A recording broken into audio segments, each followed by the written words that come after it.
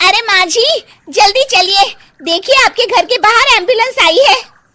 गायत्री भागती हुई दरवाजे पर आती है। तभी उसकी बहू चांदनी को एम्बुलेंस से बाहर लाया जाता है। हे भगवान, ये मेरी बहू को क्या हो गया? एक्सीडेंट हो गया माँ जी। अरे लेकिन ये कैसा एक्सीडेंट है? चोट तो कहीं नजर नहीं आ रही। अरे माँ जी, दिमाग में अंदरूनी चोट लगी है और ये अपनी याददाश्त खो बैठी है। हैं? मेरी बहू याददाश्त खो बैठी है, अब क्या होगा? आप फिक्र मत करिए, बस इनका अच्छे तरीके से ख्याल रखिए। मैंने दवाइयाँ दे दी हैं, अब मैं चलता हूँ। अगले दिन अब तेरी तबीयत कैसी है बहू? बहू? किसकी बहू? हम भैरवगढ़ के ठाकुर विक्रम सिंह की बेटी रूपवती हैं। हम एक राजकुमारी हैं और तुम हमारी दासी हो बुढ़िया। अरे बेटा विशाल, बहू कैसी बहकी बातें कर रही है। अरे कुछ मत पूछो माँ, रात को मुझसे अपने पैर दबा रही थी। सर पर चोट लगने की वजह से इसका दिमाग पूरी तरह खराब हो गया है और ये अपने आप को राजकुमारी समझ रही है। तभी वहां चांदनी आ जाती है। तुम दोनों यहाँ क्या खुसुर फुसुर कर रहे हो? कहीं तुम दोनों मिलकर हमारे खिलाफ कोई षड्यंत्र तो नहीं रच रहे हो? हम तुम्हारा सर तलवार से उड़वा देंगे, समझे? अरे नहीं नहीं राजकुमारी जी, हम तो आपके सेवक हैं। भला हमारी इतनी हिम्मत? कहिए, आपने यहाँ हॉल में आने का कष्ट कैसे किया? हमें बहुत भूख लगी है। ए दासी, जल्दी से हमारे लिए भोजन का प्रबंध करो। आज हम शाही कबाब खाएंगे। विशाल अपनी माँ को चांदनी की बात मानने के लिए इशारा करता है। ठीक है राजकुमारी जी, मैं अभी आपके लिए भोजन लेकर आती हूँ। इस तरह विशाल और उसकी माँ ना चाहते हुए भी चांदनी की जी हजूरी में लगे रहते हैं। लाओ माँ, जल्दी से मेरा टिफिन दो, मुझे देर हो रही है। अरे ठहर जा, जरा दम तो लेने दे मुझे। सारे घर का काम मुझे अकेली को करना पड़ता है। तेरी बीवी तो राजकुमारी बनी बैठी है, सारा दिन हुक्म चलाती रहती है। अरे माँ, मेरा भी तो यही हाल है। फिलहाल तुम मेरा टिफिन दे दो, मैं चला। रुको, कहाँ जा रहे हो? अरे मर गया रे, ये कहाँ से आ धमकी? आज हमारा जुहू चौपाटी घूमने का मूड है और हमें अपने लिए नई साड़ियाँ भी खरीदनी है। चलो जल्दी से अपना वाहन निकालो और हमें ले चलो। अरे अब तो मैं गया काम से। अगर आज मैं वक्त पे ऑफिस नहीं पहुंचा तो मेरा बॉस मुझे नौकरी से निकाल देगा। मरता क्या न करता। आखिरकार विशाल चांदनी को घुमाने ले जाता है और चांदनी अपने लिए ढेर सारी शॉपिंग भी करती है। ए दासी, टीवी पर कपिल शर्मा के आने का समय हो गया है, जल्दी से टीवी शुरू करो। अरे वाह, कपिल शर्मा तुझे याद है, बाकी कुछ याद नहीं। बहू तू तो बड़ी चालू लगती है, अपने फायदे की हर चीज तुझे याद रहती है। मैं तो तेरी इस अजीब बीमारी से परेशान हो गई हूँ। अगले दिन, अरे डॉक्टर साहब, आप इतने दिन से मेरी बहू का इलाज कर रहे हैं, लेकिन उसकी बीमारी तो सुधरने के बजाय और बढ़ती जा रही है। अरे माँ जी, ये दिमागी बीमारी है। बेचारी की याददाश्त चली गई है, वापस आने में थोड़ा वक्त तो लगेगा ही ना। गायत्री डॉक्टर से बात कर ही रही होती है कि तभी उसकी पुरानी सहेली शीला वहां आ जाती है। शीला को देख अचानक डॉक्टर घबरा जाते हैं। अच्छा माँ जी, मुझे एक मरीज को अर्जेंट देखने जाना है, मैं चलता हूँ। ये कौन था? अरे अब क्या बताऊं शीला, एक एक्सीडेंट भी मेरी बहू की याददाश्त चली गई है। ये डॉक्टर उसका इलाज कर रहा है।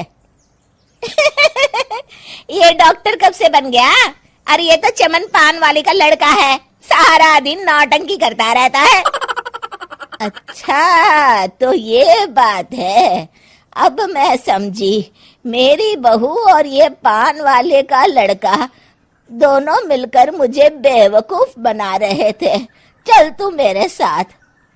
गायत्री शीला को एक बड़ा सा डंडा हाथ में देकर अपनी बहू चांदनी के कमरे में ले जाती है। बहू, ये मेरी सहेली है, एक डॉक्टर है। इसने तेरे जैसे न जाने कितनों का इलाज 2 मिनट में कर दिया है। इसका कहना है कि सर पर जहाँ चोट लगी हो, अगर उसी जगह दोबारा किसी बड़े डंडे से जोर से मारा जाए तो मरीज की याददाश्त वापस आ जाती है। देख, हम डंडा भी लाए हैं। अपनी सास की बातें सुनकर और हाथ में बड़ा डंडा देख चांदनी घबरा जाती है। अरे बाप रे, मैं तो फंस गई। इस डंडे की एक बार की वार से ही मैं तो चारों खाने चित हो जाऊंगी। अब क्या करूं, क्या करूं, क्या करूं? लेकिन गायत्री, डंडा सर पर ठीक उसी जगह लगना चाहिए जहाँ चोट लगी है। अरे तू चिंता मत कर, 2-4 बार मारूंगी तो एक बार तो सही जगह लग ही जाएगा ना। चल बहू, तैयार हो जा। अरे नहीं नहीं माँ जी, मुझे मत मारिए। दरअसल घर के काम करने से बचने के लिए मैंने ये सब नाटक किया था। मुझे माफ कर दीजिए, मैं कान पकड़ती हूँ। दोबारा ऐसी गलती कभी नहीं करूंगी।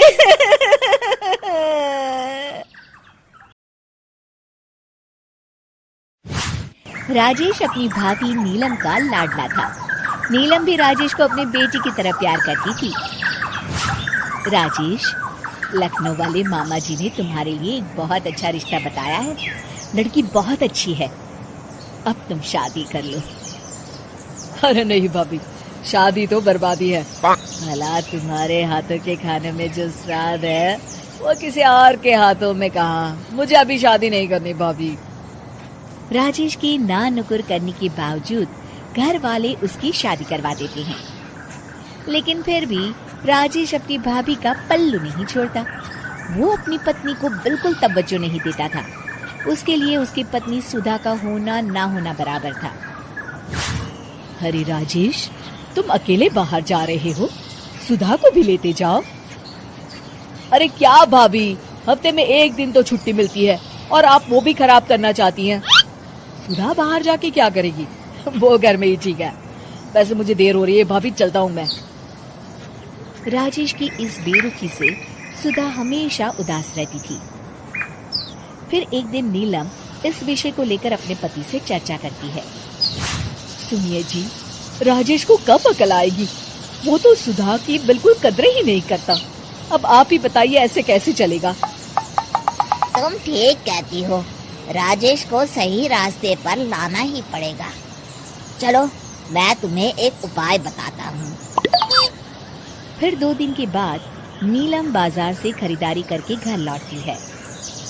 ये लीजिए माँ जी, मैं आपके लिए नई साड़ी लेकर आई हूँ। बबलू, ये तुम्हारे लिए। नीलम सबके लिए कुछ न कुछ लेकर आती है। भाभी, आप मेरे लिए कुछ नहीं लेकर आई क्या? अरे राजेश, तुम क्या समझते हो, मैंने कोई बैंक खोल रखा है या फिर घर के आंगन में पैसों का पेड़ लगा रखा है? तुम हर बात के लिए मुझसे उम्मीद क्यों रखते हो? अब बड़े हो गए हो, अच्छा कमाते हो। क्या भाभी, मैं तो बस। अरे बस भी करो, तुम्हारी ये बच्चे जैसी नासमझ बातें सुनने के लिए मेरे पास बिल्कुल वक्त नहीं है। नीलम राजेश को झिड़ककर वहाँ से चली जाती है। राजेश अचानक अपनी भाभी का ये रूप देख असमंजस में पड़ जाता है।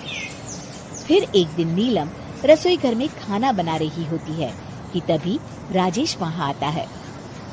भाभी, आज मैंने अपने बॉस से वादा किया है कि उनके लिए आपके हाथों का बना गाजर का हलवा लेकर आऊंगा। आपके हाथ से बने गाजर के हलवे में तो जादू है, जादू। मेरे बॉस तारीफ करते नहीं थकते। प्लीज अब जल्दी से बना दीजिए ना भाभी। नीलम राजेश के ऊपर भड़क जाती है। तुम्हारा दिमाग खराब है क्या? आखिर तुम मुझे समझते क्या हो? इस घर की नौकरानी? जब देखो तब फरमाइश करते रहते हो, भाभी ये बना दो, भाभी वो बना दो। अरे तुम्हारी पत्नी सुधा भी तो इस घर में रहती है, तुम उससे कुछ क्यों नहीं कहते?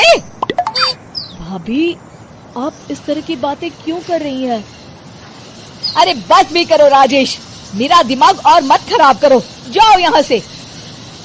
अपनी भाभी का इस तरह बेरुखी भरा बर्ताव देख राजेश को बड़ा बुरा लगता है और वो उदास होकर अपने कमरे में बैठ जाता है। तभी उसकी पत्नी सुधा वहां आती है। क्या हुआ जी, आप इस तरह उदास क्यों बैठे हैं? राजेश अपनी पत्नी को सारी बात बताता है। राजेश की बात सुनकर सुधा मुस्कुरा के कहती है, बस इतनी सी बात, चलिए जी मैं आपके बॉस के लिए गाजर का हलवा बना देती हूँ। अरे छोड़ो, तुमसे नहीं हो पाएगा, रहने दो।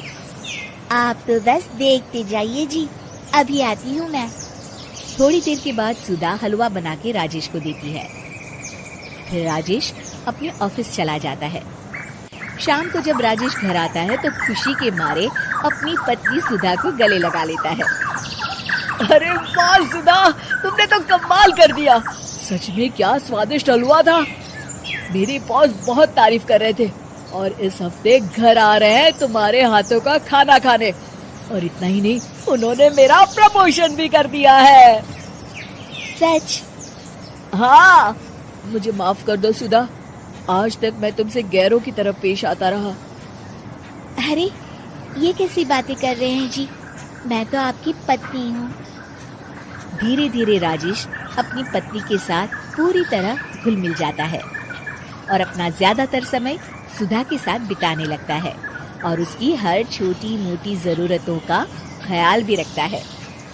ये देख राजेश के भैया और भाभी बहुत खुश होते हैं।